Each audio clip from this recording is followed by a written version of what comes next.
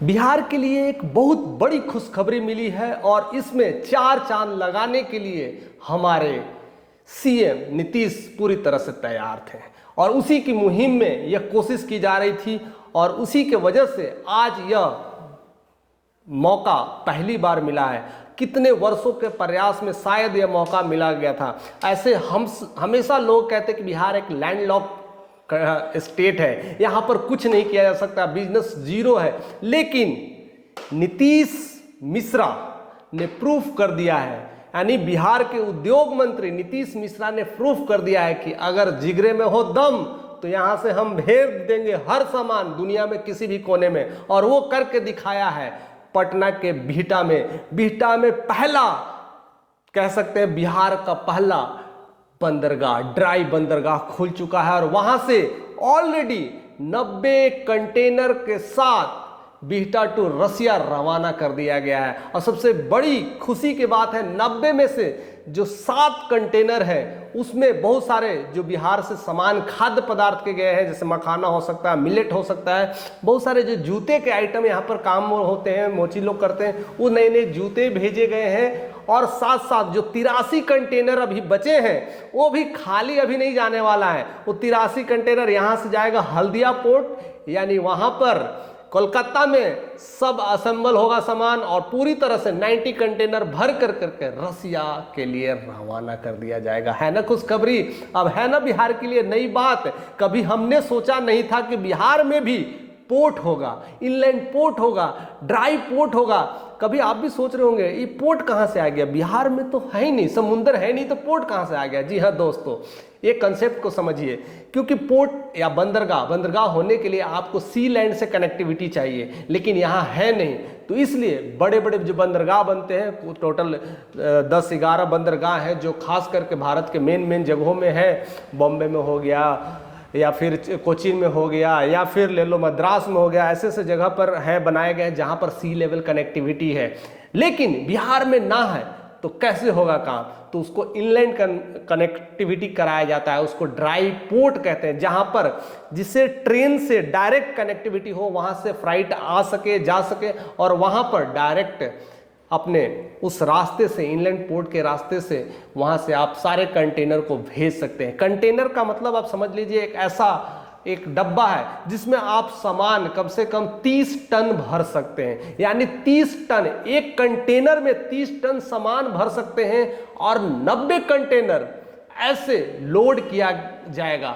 तो 90 × 30 मना लीजिए 2700 टन सामान इंडिया टू रसिया, इंडिया से रसिया नहीं हम बात कर रहे हैं, बिहार टू रसिया जाने वाला है। यानी बिहार के लोगों के लिए एक बड़ी सौगात मिली है, एक बड़ा डायनेमिक्स मिला है और खास करके बात करें उद्योग जगत में एक वैश्विक रूप से रिप्रेजेंटेशन मिला है। क्योंकि बिहार अभी तक या तो आसपास में सामान भेजती थी यार, विश्व के कोई कोने में भेजती थी तो बहुत टाइम लगता था, फ्लाइट रेट होता था, लेकिन अब उन्हें कहीं जाने की जरूरत नहीं है, कहीं समझने की जरूरत नहीं है, अलग अलग पोर्ट में बात करने की जरूरत नहीं है। बस गली मोहल्ले के बात है, बिहटा में जाइए, वहां पर सारा बुक करवाइए और वहां से सारे देशों में आप अपना आप रवाना कर दीजिए। और उसको लेकर करके नीतीश मिश्रा ने प्रूफ कर दिया है कि हाँ, अब बिहार वो बात नहीं रही। अब बिहार में जिस तरह से तरक्की की बात हो रही है, जिस तरह से बिजनेस डेवलपमेंट की बात हो रही है, और इस तरह से अगर हम सामान इधर से उधर कर सकते हैं तो बहुत कुछ हो सकता है। यानी बिहार का बदलाव अब शुरू हो चुका है, बिहार में अब तेजीपन आने वाला है और नीतीश सरकार ने यह काम कर दिखाया। उसमें नीतीश मिश्रा जो उद्योग मंत्री हैं वह काफी कुछ सपोर्ट कर करके कुछ नए करने की कोशिश कर रहे हैं। और उससे जो हम बात करते आए हैं कि बिहार में इंडस्ट्रीज लगेगी कि नहीं लगेगी, उसकी एक तरह से हरी झंडी मिल गई है। अब बहुत सारे उद्योगपति आएंगे, बिहार में भी फैक्ट्री लगाएंगे और काम करेंगे, क्योंकि अब सामान का लेन देन का जो प्रक्रिया है वह आसान हो गया है। यानी ड्राई पोर्ट की मदद से आप यहाँ से वहाँ भेज सकते हैं सामान और उसके लिए अब पोर्ट की जरूरत खोजने की जरूरत नहीं है। अब वह बिहार के बीटा में वो उपलब्ध हो चुका है और सारा काम आसानी से हो चुका है।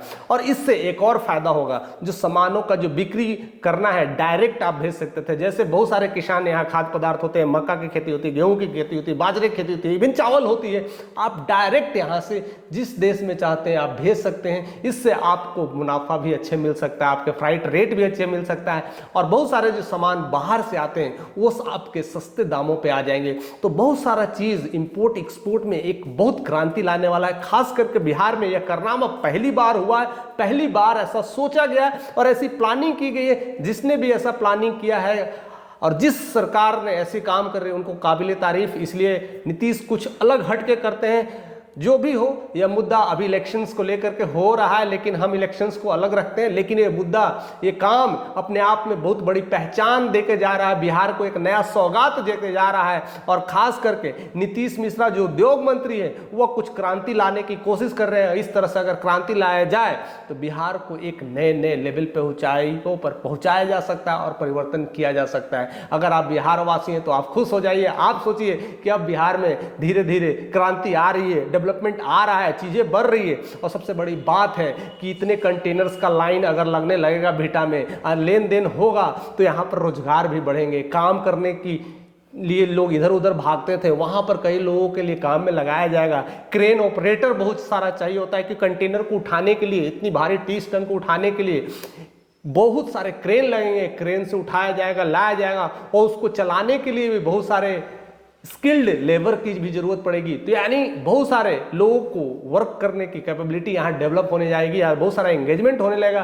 कहते हैं ना कि एम्प्लॉयमेंट कहाँ से लाना होता है, एम्प्लॉयमेंट को ऐसे ही क्रिएट किया जाता है। और ऐसे क्रिएट करने का एक उदाहरण नीतीश सरकार में नीतीश मिश्रा उद्योग मंत्री के रूप में यह सौगात देकर बता दिए है कि अब रोजगार के लिए विदेश और इधर उधर दूसरे शहरों में जाने की जरूरत नहीं है। हम अगर क्रांति लाएं, हम कुछ ऐसा करें तो रोजगार यहीं क्रिएट होगा। और उसका जीता जाता एग्जाम्पल हम आपको सामने दिखा रहे हैं, वो है ड्राई डॉक, यानी ड्राई पोर्ट, जिसको इनलैंड पोर्ट करते हैं, जो बिहार में खुल चुका है और सबके लिए सौगात ला चुका है। आप हमें कमेंट करके बताइएगा कि आपको यह सौगात कैसा लगा, और बिहार में यह क्रांति में जिस तरह से नीतीश मिश्रा ने योगदान दिया है, और खास करके हमारे सीएम नीतीश सरकार का यह कंट्रीब्यूशन है, वो कितना सराहनीय है। आपके हमें कमेंट का इंतजार रहेगा। अगर चैनल पर नए हैं तो सब्सक्राइब करिए और ज़्यादा से ज़्यादा लोगों तक शेयर कर रहे हैं।